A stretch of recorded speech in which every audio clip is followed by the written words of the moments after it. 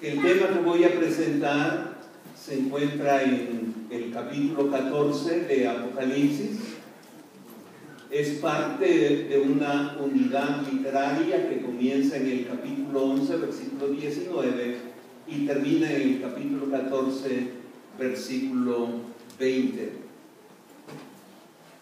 Este intermedio comienza diciendo de la siguiente manera: después miré, y he aquí el Cordero estaba en pie sobre el monte de Sión, y con él 144,000 que tenían el nombre de él y el de su Padre escrito en la frente. El monte de Sión tiene que ver con la morada de Dios. Fue sobre el monte de Sión que en Jerusalén se levantó el santuario, morada de Dios para habitar en medio de su pueblo. Hay un monte de Sión también allá en el cielo, donde está la morada de Dios. Y ahí sobre el monte de Sión, Juan vio al Señor Jesucristo, al Cordero de Dios que quita el pecado del mundo.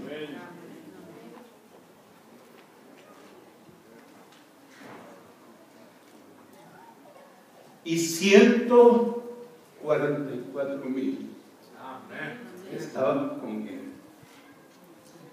144,000 que vivieron o vivirán en la última parte de la historia de nuestro mundo. Y estos 144,000 conocieron y aceptaron lo que Cristo hizo por ellos en la cruz del Calvario. El monte de Sión, como morada de Dios, es la nueva Jerusalén. El apóstol Juan dice que esta ciudad tiene aproximadamente 1,200 millas por cada lado. 1,200 millas en línea directa podrían ser posiblemente de la frontera de México y Estados Unidos a la frontera de Estados Unidos con Canadá. Ciudad grandísima, ciudad bella. En primer lugar, porque allí está el trono de Dios y el trono del Cordero. Bellísima porque está adornada con piedras preciosas. Bellísima porque sus calles son de oro, cristalino como el cristal. Bellísimo porque ahí están millones y millones de ángeles que han trabajado intensamente y siguen trabajando intensamente para que el ser humano pueda gozar de la gloria de Dios y de la gloria de la ciudad de Dios, la nueva Jerusalén.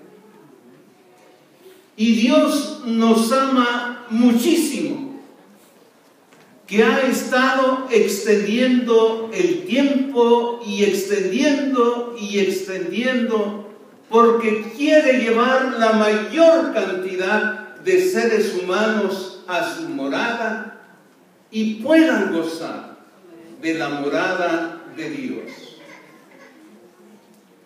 Y para que esto fuese realidad, el Señor Jesús pagó nuestra deuda y nos compró con su propia sangre. Y nos ha dado un valor inmenso. Usted vale más que 1000 toneladas de diamante. Usted vale más que 1000 toneladas de perlas. Usted vale más que 1000 toneladas de oro. Porque el oro, la perla y el diamante son materia. Pero usted es criatura de Dios. También el apóstol Juan nos dice que esos 144,000 cantaban un cántico nuevo delante del trono y delante de los 4 seres vivientes y de los ancianos, y nadie podía aprender el cántico sino aquellos 144,000 que fueron redimidos. ¿De dónde? Del planeta Tierra. Ese trono de Dios, el centro del universo, porque desde allí, de ese trono, gobierna todas las galaxias, todos los mundos del universo. Es el centro, ese trono, porque desde ahí Dios resuelve todos los problemas que puedan surgir en el planeta Tierra o en el universo. El centro, porque ahí está el concilio de Dios para gobernar y para hacer justicia. Y usted y yo podremos tener el privilegio de estar delante de ese trono y del que está sentado en el trono. Estar en ese lugar donde están los 4 seres vivientes, los guardias del trono de Dios.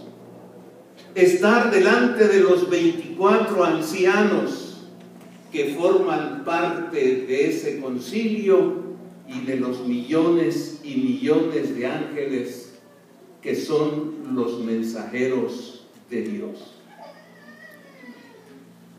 Este grupo de los 144,000 tendrán el privilegio de presentar el mensaje del primer ángel, el mensaje del Evangelio eterno, haciendo la última invitación a los seres del planeta Tierra para renunciar al mundo y aceptar la gran oferta de Dios de vivir en su reino eternamente. Dice Apocalipsis 14:6: vi volar por en medio del cielo a otro ángel que tenía, ¿qué cosa? El Evangelio eterno, para predicarlo a los moradores de la tierra, a toda nación, tribu, lengua y pueblo. ¿Qué cosa es el Evangelio? El Evangelio es el Señor Jesús. El Evangelio es lo que el Señor Jesús realizó en la cruz del Calvario. El Evangelio son las buenas noticias que somos justificados por la gracia de Dios, que somos justificados por la sangre de Cristo, que somos justificados por la fe en Cristo.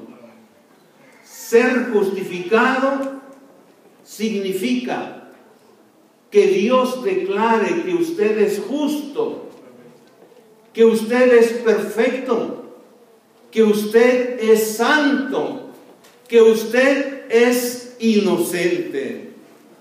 ¿Será posible que Dios puede decir de un pecador que es justo, que es santo, que es perfecto? Sí es posible por la gracia de Dios. Sí es posible por la sangre de Cristo. Sí es posible si usted confía en el Señor Jesús. Noten lo que San Pablo escribió a la iglesia de Roma. Siendo justificados gratuitamente por su gracia, mediante la redención que es en Cristo Jesús, que es la gracia de Dios que nos justifica, es la fuente de nuestra salvación. Es el amor de Dios tan grande ese amor hacia los seres humanos, que dio a su único Hijo, para que todo aquel que en Él cree no se pierda, mas tenga vida eterna. También San Pablo dijo, pues mucho más, estando ya justificados, ¿por qué? Por su sangre, por Él seremos salvos de la ira. La sangre que hace posible nuestra salvación es el instrumento que Dios utilizó para cancelar la deuda de nuestro pecado. Esa preciosa sangre derramada en la cruz del Calvario. También a la iglesia de Roma declaró Pablo, justificados pues por la fe, tenemos paz para con Dios por medio de nuestro Señor Jesucristo. La fe en Dios es el método. La fe en Dios es el procedimiento que Dios ha escogido para declarar al ser humano justo, perfecto, santo e inocente. Pablo resume en el capítulo 5 de su carta a la iglesia a Roma y dice que cuando nosotros éramos débiles, cuando nosotros éramos pecadores, cuando nosotros éramos enemigos, y yo quisiera añadir en esta mañana a esta congregación, diciendo, cuando nosotros no habíamos nacido, ni nuestros padres habían nacido, ni nuestros abuelos, ni nuestros bisabuelos, ni nuestros tatarabuelos. Cristo ya sabía que usted iba a nacer, y por usted murió Cristo en la cruz del Calvario, para reconciliarnos con su Padre y cancelar el castigo en nosotros de la muerte eterna. El Evangelio no solamente es esa buena nueva que podemos ser declarados justos. El Evangelio también incluye el mensaje de juicio, porque en el versículo 7 del capítulo 14 dice, temed a quién, temed a Dios y dadle gloria, porque la hora de su juicio ha llegado. Hay muchas personas que quieren convencernos que no se predique el mensaje de juicio. Y ellos nos dicen que no deberíamos predicarlo, porque cuando se habla de juicio, la gente tiene miedo. Por lo tanto, nos quieren convencer que no se predique el mensaje de juicio, solamente el Evangelio. Hubo un gran teólogo adventista que no pudo reconciliar el Evangelio con el mensaje de juicio y se atrevió a decir que el mensaje de juicio no es bíblico y que es un invento de la Iglesia Adventista del Séptimo Día. Cuando escuché eso, me propuse hacer mi disertación basado en el capítulo 8 del libro de Daniel. Y encontré que el libro de Daniel tiene dos partes. La primera va del capítulo 2